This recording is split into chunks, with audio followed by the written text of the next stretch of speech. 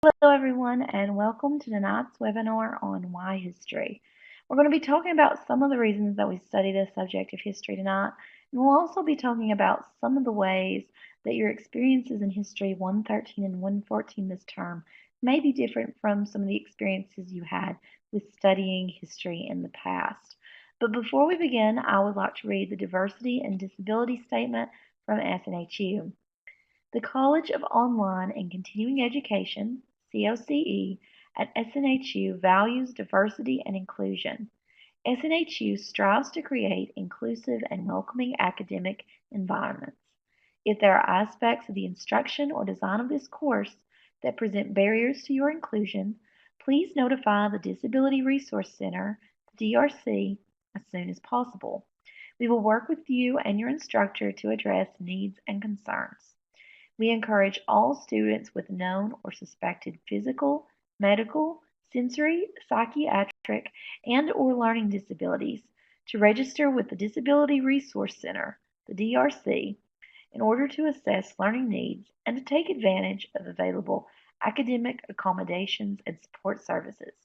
We look forward to hearing from you. Our contact information is below. To contact the Disability Resource Center, please contact by phone 877-591-4723 and select option 4. Fax 877-520-8916 or email drc@snhu.edu. So, before we begin tonight, I would like you to take the opportunity for a moment and maybe think about what your experience with studying history has been like before. For some of us, it may have been a few years since we've taken a class. Maybe a history class formed the basis of much of your information. And maybe, too, in the process of taking that history class, you didn't exactly enjoy the class. There was a lot of memorization, or maybe the teacher didn't seem to really connect with the subject. Or maybe you've picked up your history from your own private reading, maybe the television shows you watch, programs you enjoy. These are all ways that we take in history.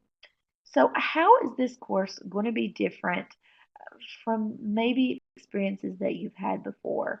And why ultimately does the study of history matter?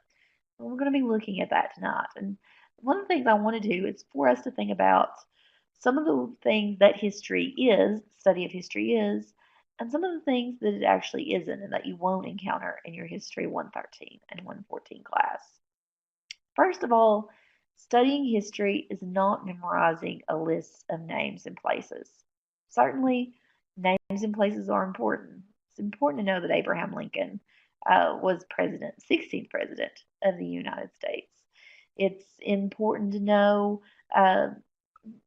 your location when you're talking about history. But just memorizing those places, just memorizing those dates, ultimately, those don't help us understand history. One of the things you're going to be doing in History 113 and 114 is analyzing the past. You're going to be asking how and why questions. Why did this historical event occur and how did it come about? So, what you'll be doing ultimately is studying primary and secondary sources to analyze the past. Now, you may have seen primary and secondary sources mentioned in your instructor's announcements thus far, or maybe you've looked at them in your e-materials. Maybe you're also thinking, I have no idea what a primary and secondary source is. So, what is a primary source? Think of it as a first-hand account. It comes to us directly from the past. Let's say that you want to understand the lives of Civil War soldiers during the American Civil War. Well, primary sources that would help you understand that might be letters that were written by soldiers, diary entries.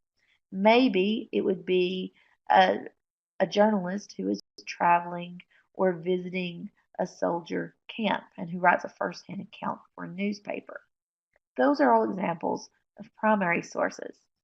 So what then is a secondary source? Well, let's use that example of those Civil War soldiers again.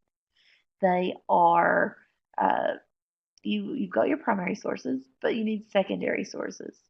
You might turn to scholars who've written journal articles or scholarly texts on the subject. These are people who weren't alive during the Civil War, but they have studied primary sources and other sources to write an account of the past. Those are secondary sources. And in using primary and secondary sources, you can dig deeper into a past event. And that's one of the things that you'll be doing History 113 and 114 when you work on your final project paper. On that assignment, you're required to select two primary and two secondary sources to analyze, to study a past historic event, and to dig deeper into the why or the how behind that event. That's what good historical practice is. Another misconception that I sometimes see students have when they're studying history, they have the concept that, or the saying more so, that history repeats itself. And that's not necessarily so. We don't see historical events replaying moment for moment over and over again. That's not quite. But I think when people say that history repeats itself, they are trying to get at something that we recognize, and that's not that there are patterns in history. There are themes in history. If history repeated itself exactly, we would be able to perhaps predict the future or be able to say with great confidence if, for example, if the Civil War hadn't been won by the Union, then this would have happened. We can't confidently predict that. We may be able to offer up suggestions, but if it was true that history was able to repeat itself, we would be able to make those assertions. But that's not exactly so. So, what is the truth that I think people are trying to get at when they say history repeats itself? Studying history is knowing this. People's responses to history are somewhat predictable. Let's take the example of wages through time. If we look at almost any event in human history, we know predictably that when prices are high and wages are low, there will be some sort of reaction by the populace. So that is something that you want to keep in mind as you go through and you study history.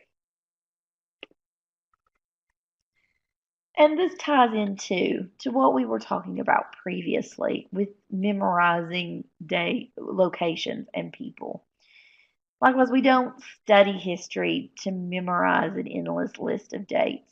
It is important to know when things occur. That's true.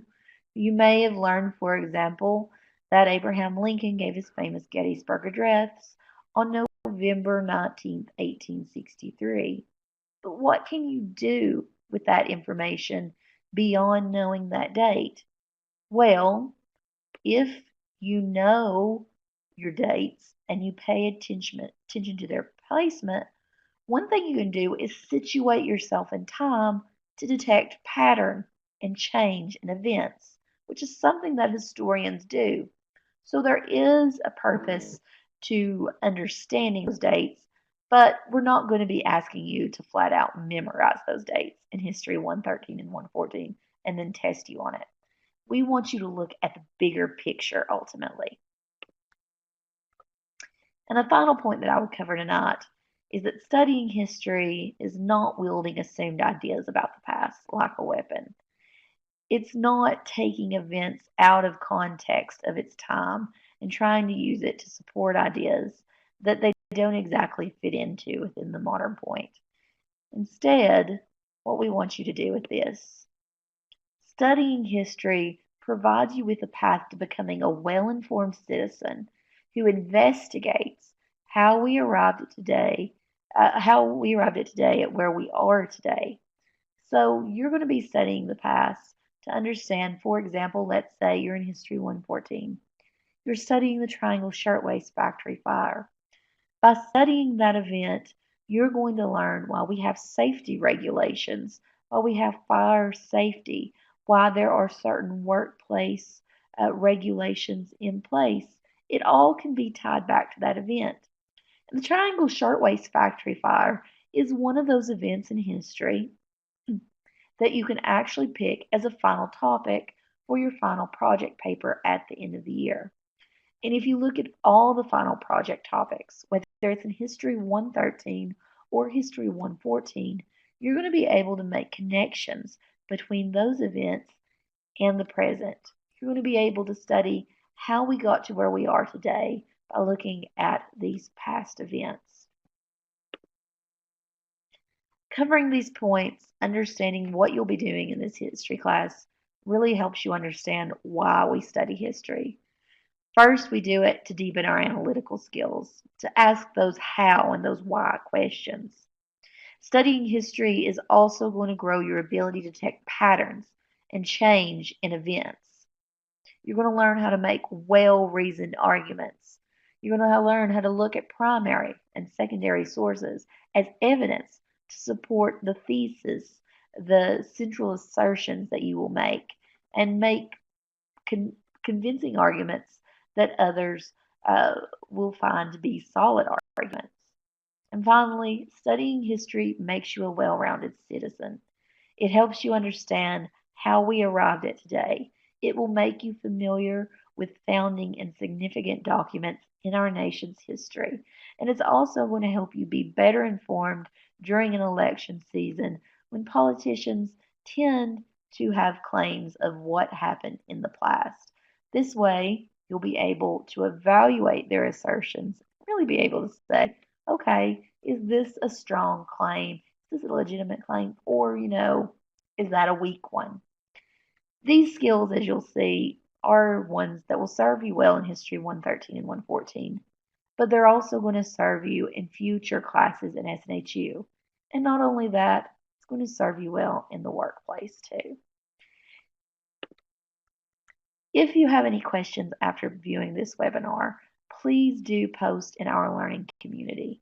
Feel free to talk to me, to talk to other students. We're all there to help you succeed.